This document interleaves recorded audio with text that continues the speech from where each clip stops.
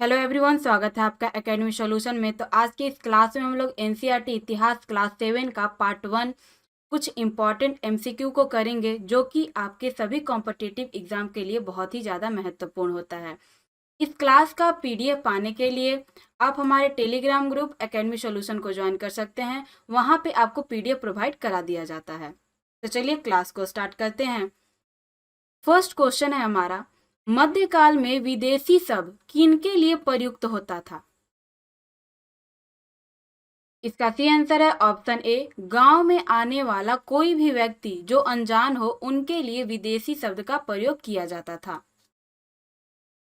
मध्यकाल में समाज के अंदर एक नए वर्ग का विकास हुआ, राजपूत। निम्नलिखित में से कौन कौन से समूह इसमें शामिल थे? ऑप्शन है सामंत, सेनापति, सैनिक या उपर्युक्त सभी। इसका सही आंसर है ऑप्शन डी, उपर्युक्त सभी। मध्यकाल में रहट का प्रयोग किस कार्य के लिए किया जाता था? सूत की कताई के, सिंचाई के लिए, बारूद वाले हथियार बनाने के लिए, मिट्टी का सामान बनाने के लिए। इसका सही आंसर है ऑप्शन बी, सिंचाई के लिए प्रयोग किया जाता था। निम्नलिखित में से कौन से कथन सत्य हैं? मिन्हाज शिराज ने जब पहली बार हिंदुस्तान शब्द का प्रयोग किया तो उसका आशय अविभाजित भारत में स्थित क्षेत्रों से था। बाबर ने हिंदुस्तान शब्द का प्रयोग इस उपमहाद्वीप के भूगोल, पशु पक्षियों और यहाँ के निवासियों की संस्कृति का वर्णन करने के लिए किया। ए और बी दोनों या इनमें से कोई नहीं।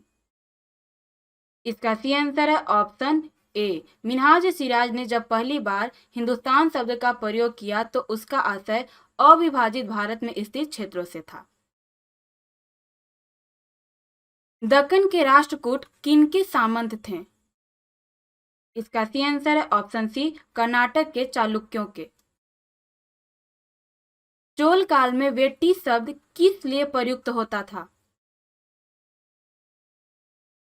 कर जो जबरन श्रम के रूप में लिया जाता था, कर जो नगद राशि के रूप में वसूली जाती थी, कर जो उत्पादन में हिस्से के रूप में लिया जाता था, कर जो कि स्वेच्छा से लोगों के द्वारा राजा को भेंट किया जाता था। इसका सही आंसर है ऑप्शन ए, कर जो जबरन श्रम के रूप में लिया जाता था। नेक्स्ट क्वेश्चन है, एलोरा की गुफा 15 के भित्ति चित्र जिसमें भगवान विष्णु को नरसिंह अवतार में दिखाया गया है, अर्थात पुरुष और सिंह के रूप में, यह किस काल की कृति है? पल्लव काल, बौद्ध काल, चोल काल या राष्ट्रकूट काल? इसका सही आंसर है ऑप्शन डी, राष्ट्रकूट काल। कलहन की रचना के द्वारा हमें किस क्षेत्र के राजाओं का इतिहास पता चलता है? इसका सही आंसर है ऑप्शन सी, कश्मीर के राजाओं का इतिहास के बारे में हम लोग को पता चलता है।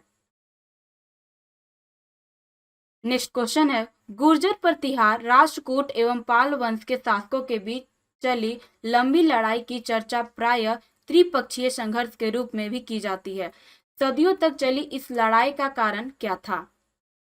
कनौज पर नियंत्रण के लिए, कलिंग पर नियंत्रण के लिए, कावेरी नदी के डेल्टाई क्षेत्र पर नियंत्रण के लिए, गोदावरी नदी के क्षेत्रों पर नियंत्रण के लिए। इसका सही आंसर है ऑप्शन ए, कनौज पर नियंत्रण के लिए। अफगानिस्तान के गजनी प्रांत के सुल्तान महमूद गजनी अपनी भारत विजय के दौरान जीते हुए लोगों एवं प्रांतों के बारे में जानना चाहता था। इस काम के लिए वह किस विद्वान को अपने साथ लाया? इसका सही आंसर है ऑप्शन बी, अल बरूनी को। चोल किसके सामंत थे? इसका सही आंसर है ऑप्शन डी, पल्लवों के सामंत थे। तंजावुर के बृहदेश्वर मंदिर का निर्माण किस चोल शासक के द्वारा किया गया?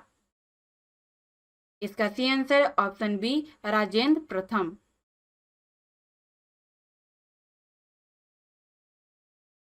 गंगईकोंड चोलपुरम की स्थापना निम्न में से किस चोल शासक के द्वारा की गई? इसका सही आंसर है ऑप्शन ए, राजेंद्र प्रथम। निम्नलिखित में से कौन सा कथन सत्य है? व्यापारियों के संघ को चोल काल में नगरम कहते थे तथा ये शहर अंदर प्रशासनिक कार्य भी करते थे। ये बिल्कुल सही है। चोल काल के स्थानीय स्वशासन की जानकारी उत्तरमेरूर अभिलेख से प्राप्त होती है। ये भी सही है, यानी कि ऑप्शन सी, ए और बी दोनों। निम्नलिखित में से कौन सा कथन सत्य है? चोलकालीन मंदिर आर्थिक, सामाजिक और सांस्कृतिक जीवन के केंद्र थे। मंदिर के साथ जुड़े शिल्पों में सबसे विशिष्ट था कांस्य प्रतिमाएं बनाने का काम। चोल कांस्य प्रतिमा संसार के सबसे उत्कृष्ट प्रतिमाओं में गिनी जाती है। ऑप्शन डी उपर्युक्त सभी। इसका सी आंसर है ऑप्शन डी उपर्युक्त सभी। चोल काल के संबंध में नीचे दिए गए कथनों कौन सा सही है? यानी कि नीचे दिए गए कथनों में से कौन सा सही है? चोल काल में किसानों की बस्तियों को ऊर कहा जाता था, जो कि सिंचित खेती के कारण बहुत समृद्ध हो गई थी। गांव के समूहों को नाडू कहा जाता था तथा नाडू न्याय करने और कर वसूलने जैसे प्रशासकीय कार्य करते थे। ए और बी दोनों या इनमें से कोई नहीं। इसका सी आंसर है ऑप्शन सी, ए और बी दोनों सही हैं। निम्न में से किन क्षेत्रों के विजय के उपलक्ष्य में राजेंद्र प्रथम ने गंगैकोंड की उपाधि धारण की थी? इसका सी आंसर है ऑप्शन डी, दक्षिण कौशल, बंगाल और मगध, यानी कि उपर्युक्त सभी। एलोरा की गुफाओं का निर्माण राष्ट्रकूट वंश के शासकों के द्वारा किया गया था। इसमें कुल कितने गुफाएं हैं? इसका सी आंसर है ऑप्शन ए, 34 गुफाएं हैं, जिनमें 12 बौद्ध गुफाएं, 17 हिंदू गुफाएं और 5 जैन गुफाएं हैं। कल्हण द्वारा रचित राजतरंगिणी किस भाषा का महाकाव्य है? इसका सी आंसर है ऑप्शन डी, संस्कृत। अल बरूनी द्वारा लिखी गई उसकी कृति किताब अल हिंद किस भाषा में है? इसका सी आंसर है ऑप्शन बी, अरबी भाषा में है।